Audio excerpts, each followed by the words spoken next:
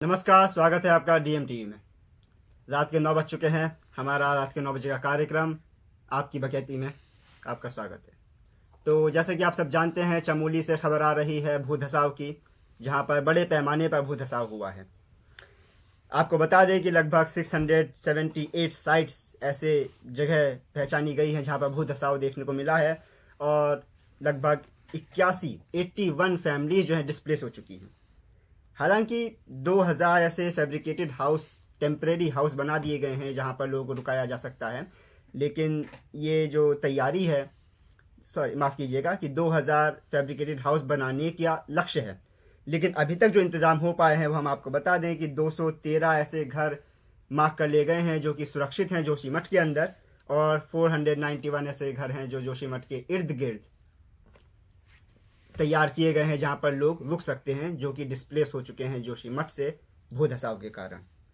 63 food kits यहां पर available करा दी गई हैं और 53 लगभग ब्लैंकेट्स भी अवेलेबल कराए गए हैं, लेकिन ये जो तैयारी है यह भी नाकाफी साबित होती हुई, क्योंकि काफ़ी लोग परेशानी में हैं और चारों तरफ अफरा तफरी का माहौल है। अचानक से ये जो मामला सामने आया है, इससे सरकार भी दबाव में है और विपक्ष जो है हमलावर है। और तो चलिए शुरू करते हैं आज का कार्यक्रम। आज हमारे साथ मौजूद हैं नमन जैन, जो कि जाने माने इन्वायरमेंटल एक्सपर्ट हैं। इनसे हम समझना चाहेंगे स्थिति को। और साथ ही हमारे साथ मौजूद है कोमल सोनी, जो कि विपक्ष की प्रवक्ता हैं, जो कि विपक्ष का जो मत है वो हमारे साथ साझा करेंगी। और सरकार का पक्ष रखने के लिए हमारे साथ मौजूद हैं लकी कुमार। स्वागत है आप सबका। तो चलिए शुरू करते हैं। सबसे पहले हम समझना चाहेंगे भूधसाव होता क्या, असल में कैसे होता है और क्या इसकी तैयारियां होनी चाहिए, क्या सरकार की तैयारियों से आप संतुष्ट हैं? सबसे पहले समझना चाहेंगे नमन जैन से। भूधसाव या फिर subsidence is basically the gradual sinking of the earth surface due to the displacement or removal of the subsurface earth materials due to various reasons. So if we talk about particularly Joshimath, there are mainly two reasons the cracks around the surface is happening.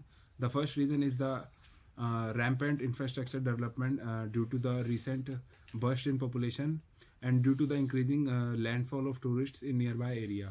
The town doesn't even have a proper drainage system.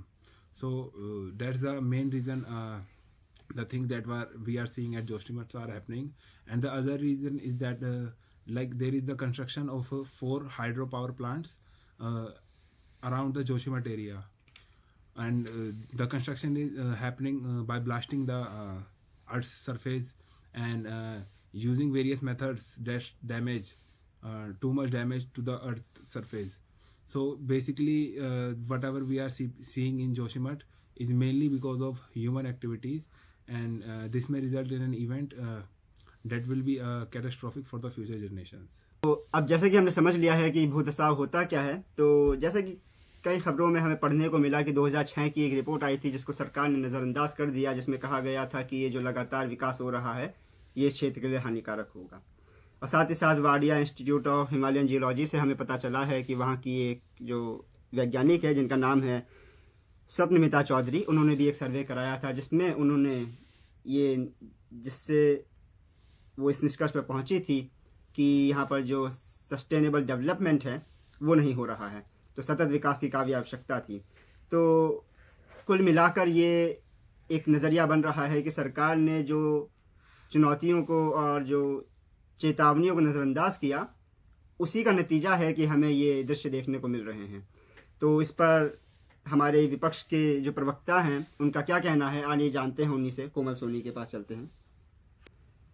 तो जैसा कि खबरों में बताया गया और ये सरकार पर आरोप लगा कि जो तपोवन विष्णुगढ़ हाइड्रोइलेक्ट्रिक प्रोजेक्ट है वो एक इमीडिएट कारण बताया गया है इस समस्या का, इस आपदा का, कि उसके कारण ये जो समस्या है ज़्यादा और तीव्र हो गई और जिसके कारण हमें भूधसाव देखने को मिल रहा है। साथ ही साथ हम देख पा रहे हैं कि महिला मंगल दल जैसे कई ऐसे संगठन हैं जो कि अब विरोध प्रदर्शन पर उतर आए हैं और सरकार से कह रहे हैं कि ये जो विकास के प्रोजेक्ट हैं सब बंद किए जाएं, क्योंकि ये जो पहाड़ी इलाका है ये जो इलाका है ये इसके लिए उपयुक्त नहीं है।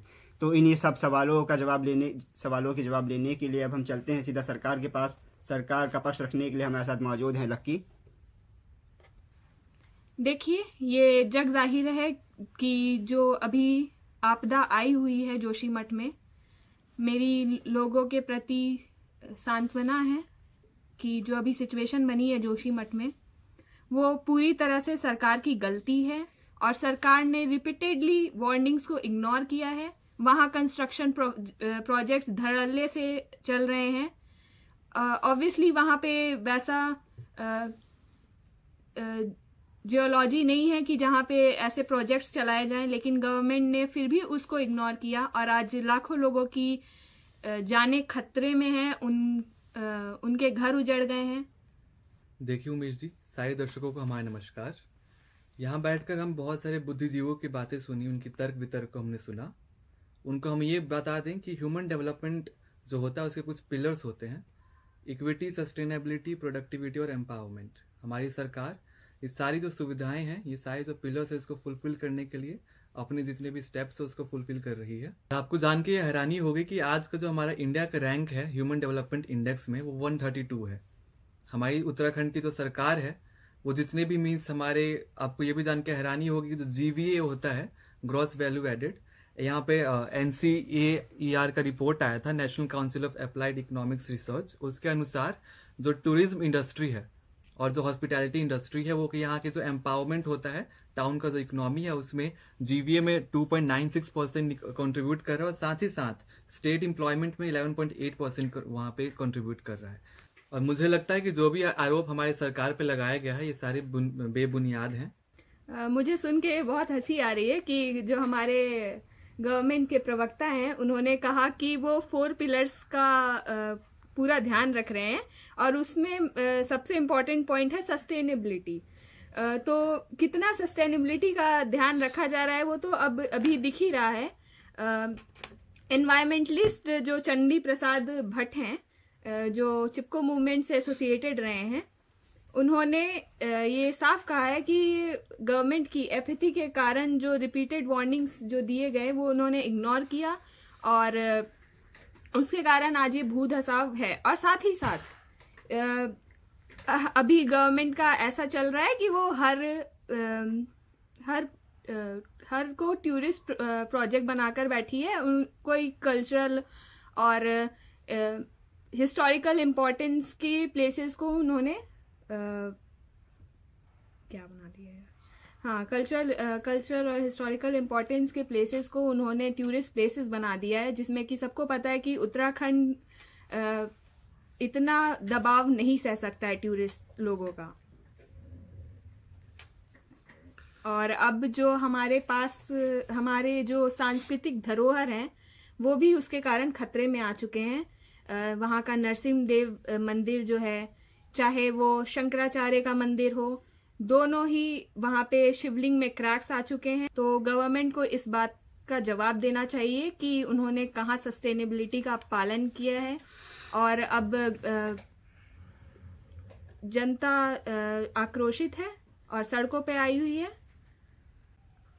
बहुत ही महत्वपूर्ण बिंदु इन्होंने उठाया अभी कि उत्तराखंड जो कि पहाड़ी इलाका है, वहाँ पर ये सब विकास सहने की क्षमता नहीं है और साथ ही साथ सस्टेनेबिलिटी का ध्यान नहीं रखा गया है, ऐसा आरोप यहाँ पर लगाया गया सरकार के ऊपर।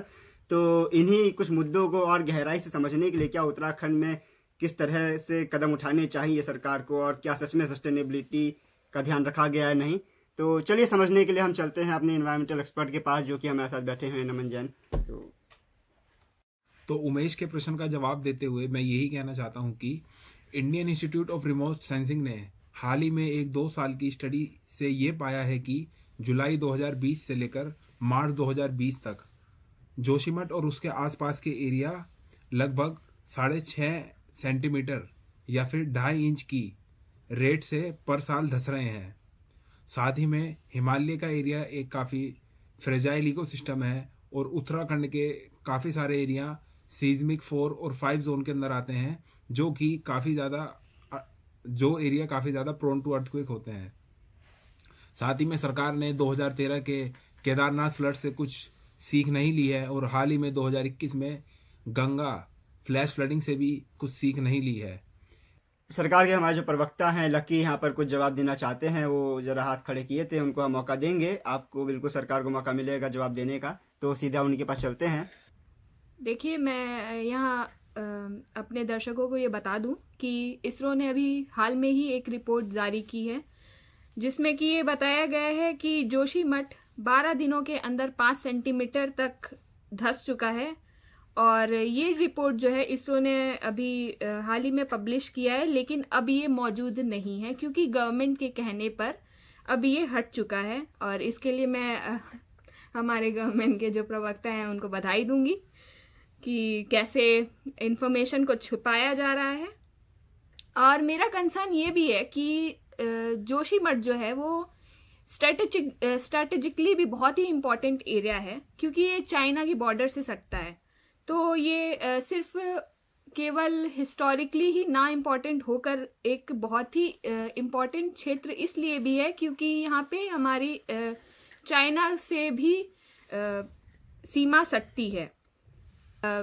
ये भी सुनने में आया है कि आर्मी के जो यहाँ पे जहाँ पे प्लेसेस है उनमें भी दरारें आ चुकी है।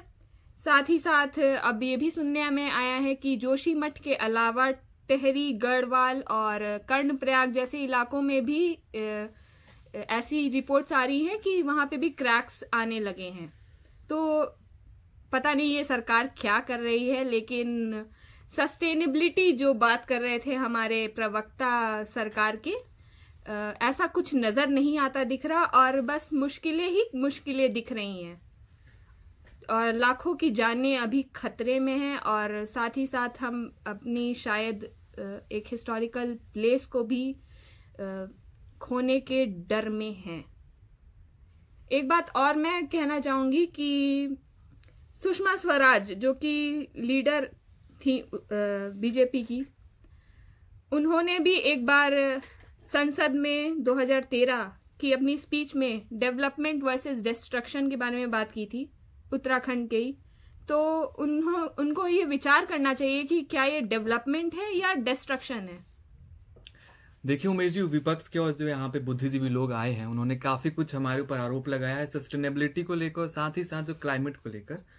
तो यहाँ पे जो भी उत्तराखंड के वासी हैं, जो यहाँ के नागरिक हैं, उत्तराखंड राज्य में रह रहे हैं, उन सबको जानकर उनके लिए गर्व की बात है कि उत्तराखंड सरकार जो है, we are going to introduce in provision for climate budgeting from the next financial year. So it is one of the proudest moment for अस।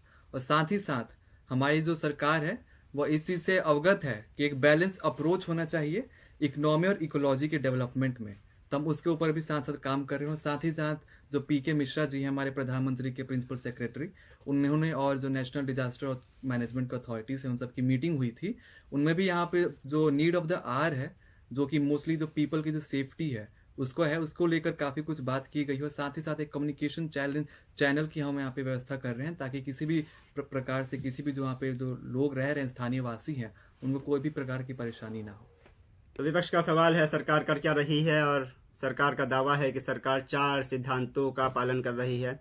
सरकार क्या कर रही है, क्या नहीं कर रही है, ये सबको पता चल जाएगा। सरकार के जो कदम हैं क्या काफ़ी होते हैं, ना काफ़ी होते हैं, आने वाले समय में हम देख लेंगे। ये जो समस्या है इससे किस तरह निपटा जाएगा। उम्मीद करते हैं कि सभी लोगों, जो भी लोग फंसे हुए हैं, वो सब इस समस्या से निदान पाएँ और जो व्यवस्था है फिर से पटरी पर आए। इसी के साथ हम आपसे विदा लेते हैं। आप देख रहे थे DM TV और 9 बजे कार्यक्रम आपकी बकैती। नमस्कार। कैमरामैन हितेन के साथ।